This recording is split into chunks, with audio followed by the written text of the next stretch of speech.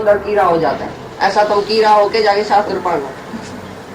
और देह वासना, मेरी देह हमेशा तंदुरुस्त में जवान रहे, अच्छी रहे, मैं ये खिलाऊं, मैं ये पहनाऊं, मैं ये घूमूं, देह को बड़ा मजा दूं, देह को सुख दूं, ये देह की वासना है। और लोक वासना, लोग को क्या कहेगा, बस ये बड़े में बड़ी बात है। इसके लिए तुम निंदा कराना नहीं चाहता है। भाई दुनिया में निंदा नहीं होनी चाहिए, ठीक है, इधर भी जाना चाहिए, उधर भी जाना चाहिए। पेंशन में पूड़ो, साधन में सनम। जब साध संगत में आएगा तो भी पहला नंबर आके बैठेगा, भाई मैं क्या नहीं हूँ, मैं क्या नहीं हूँ। जब पेंच होएगा ना दुनिया वाला, उधर भी तुम पहला नंबर शादी में बैठेगा, मरने में भी पहला नंबर जाके बैठेगा। सब जगह तुमको पहला नंबर कुर्सी चाहिए, लेकिन एक कुर्सी पर एक टाइम बैठना है। या भगवान की कुर्सी पर बैठो या देह अध्यासियों की कुर्सी पर बैठो। देह अध्यासी है तो लोक वासना है। तो जो स्तुति और निंदा में एक है, जिसको दुनिया की कोई परवाह नहीं है, ऐसी बात में हम सच के रास्ते पर है। अभी दुनिया क्या भी बोले तो हमको उसकी परवाह नहीं रखनी। हाँ। और जो मेरे परायण हुए, अर्थात मेरे को परम आश्रय और परम गति एवं सबका आत्म रूप और सबसे परे परम पूज्य समझकर विशुद्ध प्रेम से मेरी प्राप्ति के लिए तत्पर हुए श्रद्धा युक्त पुरुष इस ऊपर कहे हुए धर्म में अमृत को निष्काम भाव से सेवन करते हैं, वे भक्त मेरे को अतिशय प्रिय हैं। प्रेम से, श्रद्धा से युक्त जो इस पर चलता है, जो जो हमने अभी ज्ञानी भक्त की बात किया, जो उस पर चलने वाला, आचरण करने वाला, सचमुच वो ऐसा चलता है, वो तो मेरे को अति प्रिय है। जो भी अभी बोला उसके ऊपर चलने वाला, हाँ ये बड़ी आ जाए तो ये तो बहुत बड़ी बात है। तुम्हारी श्रद्धा कितना आना है, बढ़ाना है, किसी आठाना है, बोला थोड़ा थोड़ा गुरु का कहना मानना चाहिए, थोड़ा पर अपनी भी बुद्धि चलानी चाहिए। ऐसा बेवकूफ नहीं बनना। ये मर्द लोग है ना, स्त्रियों को बोलता है, भाई तुम्हारे को अक्ल नहीं है तो तुम सारा ही सारा गुरु का कहना मान लेती है। ऐसा नहीं कहना, गुरु वाक्य सत्यम नहीं करना, कुछ अपनी बुद्धि चलाना। दुनिया में भी रहने का है, लोकारित में भी रहने का है, बच्चे के साथ भी रहने का है। ऐसा थोड़ी गुरु के कहने पर बस तुम निरासक्त हो जाओ, जल्दी में निर्मोह हो जाओ। निर्मोह नहीं होना, ये भी नहीं छोड़ना, वो भी नहीं छोड़ना। थोड़ा थोड़ा गुरु का, थोड़ा थोड़ा अपनी भी मत चलाने की है। अपनी मत पढ़ने का पानी, जो तुम्हारी मत है ना, बुद्धि जो तुम्हारी है, वह द्वैत की बुद्धि, जड़ बुद्धि, उसने ही जो तुमको धोखे में रखा है अभी तक। जो तुम्हारा देह अध्यास वाली बुद्धि है, बुद्धि में देह का अध्यास है और जगत का ये पदार्थ है। और जड़ बुद्धि जो है वो तो बुद्धि इधर सारी खलास कर लेती है। तुम्हारे पास बुद्धि रहेगी नहीं तो सोचेगा कैसे? मन ही नहीं रहेगा तो सोचेगा कैसे? मन बुद्धि मेरे को अर्पण करो और मेरा वाक्य सत्य करके जाओ। तो जो सत्य शास्त्र, सत्य चिंतन करता है और महापुरुषों के एक एक लफ्ज में, एक एक शब्द में श्रद्धा रखता है, तो भाई जो भी उसके मुख से निकलता है वो जैसे परमात्मा के मुख से निकलता है। क्योंकि गुरु ईश्वर, गुरु गोरख ब्रह्मा, गुरु पार्वती माई, गुरु ही ब्रह्मा है। ब्रह्मा होके हमको नया जन्म देता है, विष्णु होके हमारे ज्ञान की पालना करता है, शिव होके हमारा सब विकार नष्ट करता है। तो गुरु ही ब्रह्मा विष्णु शिव है। तो गुरु के मुख से जो जो मंत्र निकले वो तुम्हारे लिए मंत्र हो गया। ऐसी श्रद्धा आना बहुत मुश्किल है, किसको भी नहीं है, एक भी नहीं है जिसको ऐसी श्रद्धा हो। क्योंकि तुम्हारे पास अपना मन भी, अपनी बुद्धि, अपनी मत है। डर जाएगा ऐसा थोड़ी है, मन यूजलेस तो बोलता है, ऐसा हो सकता है कभी? मनी यूजलेस हो सकती है? मनी के साथ काम चलता है? मनी तो होनी चाहिए, सत्कर्म तो करना चाहिए, मोह तो रखना चाहिए, लोकारी तो करनी चाहिए।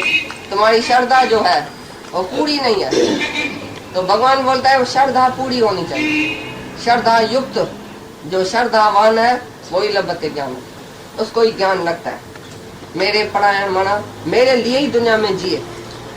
जैसे पतिव्रता स्त्री अपने पुरुष के लिए और पुरुष के आश्रय रहती है, उसको पता है कि मेरा मर्द बैठा है, बस मेरे को कोई परवाह नहीं है।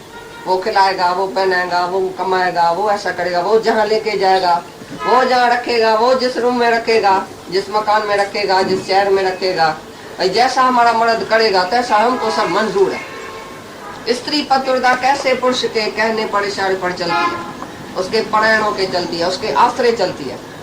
ऐसी तरह से बोलता है तुम भगवान के आश्रय चलो। मेरे परायण मतलब मेरे ही परायण होके रहो, मेरे ही आश्रय जियो। जो मेरे कोई परम आसरा, परम गति, परम धाम मेरे को ही समझता है, कोई श्रद्धा युक्त पुरुष और जो ऊपर कही हुई बातों पर चलता है। जो भी ये अमृत जैसा श्लोक, ये अमृत था।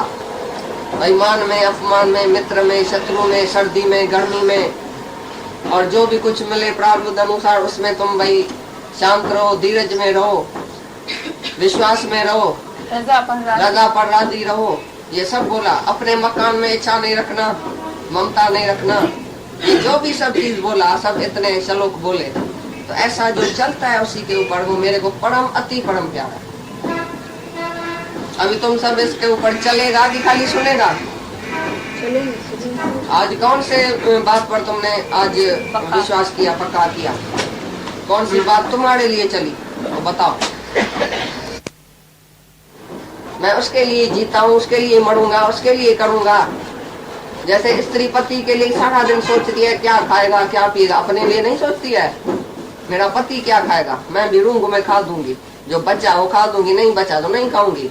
माने पे ही चूल्हे में, माँ जगह सा चूल्हे में पे ही है, और वो सजो नहीं सोचे थी मुझा पुट छा खाईंदा, धीअर छा खाईंदियूं, घोट छा खाईंदो, उन्हनि जे लाइ रधींदी आहे। पंहिंजे लाइ कोन सोचींदी आहे त मां छा खाईंदसि, बचो त बचो, मूं न खाधो त छा थियो, ही खाई।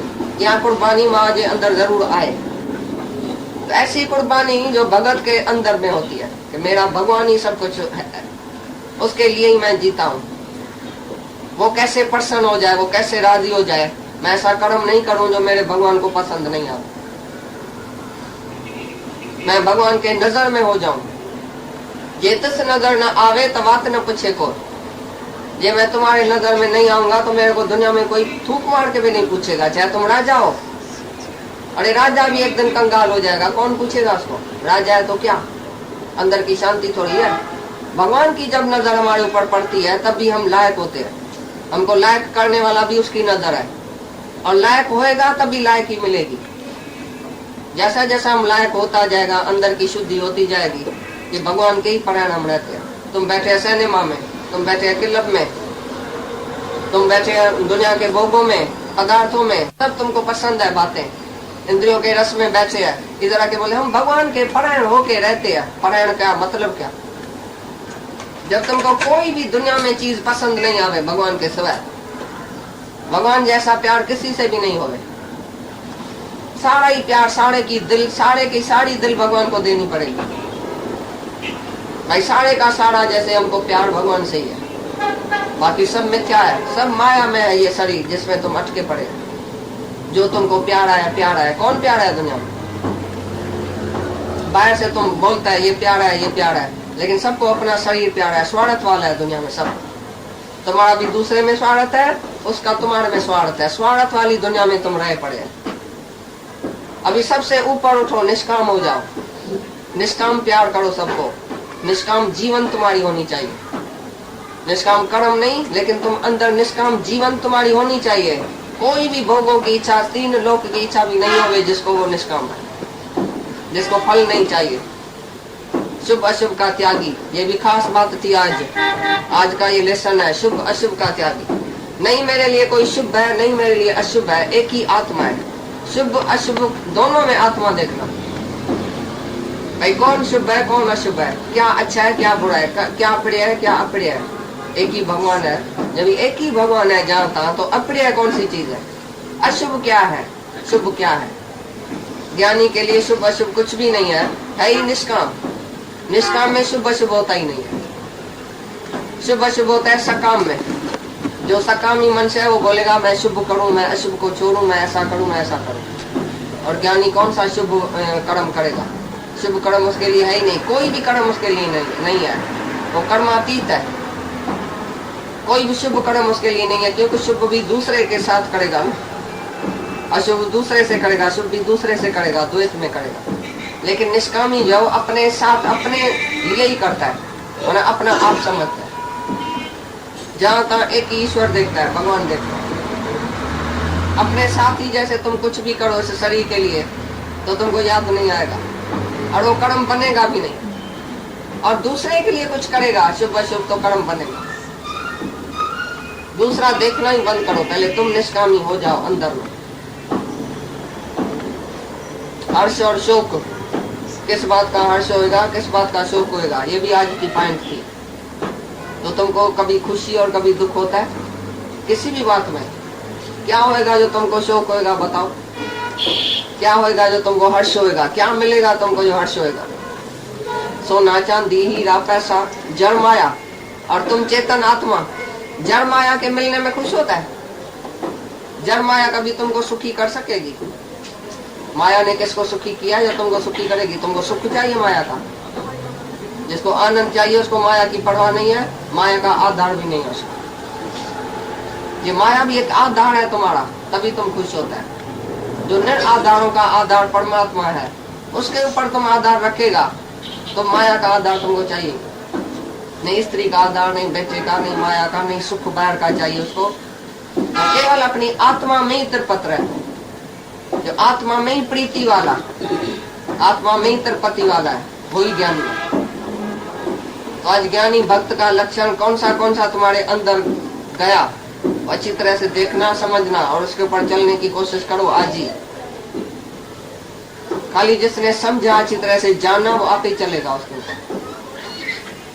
जो भी संसार भ्रम है तुम निकालो अंदर से, निश्चय आत्मक बुद्धि निश्चय करके जाओ। क्या भाई पूरा हुआ?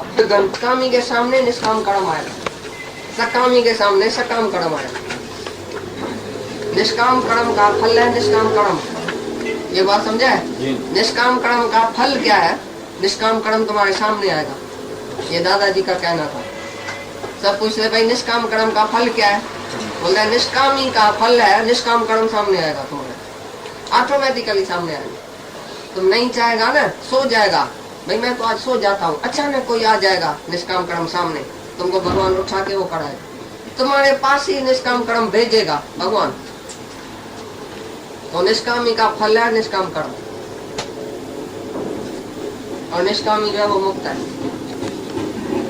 निष्कामी का फल है मुक्ति और शांति, और निष्काम कर्म उसके सामने आएगा, पिछाड़ी तक आप ही आएगा।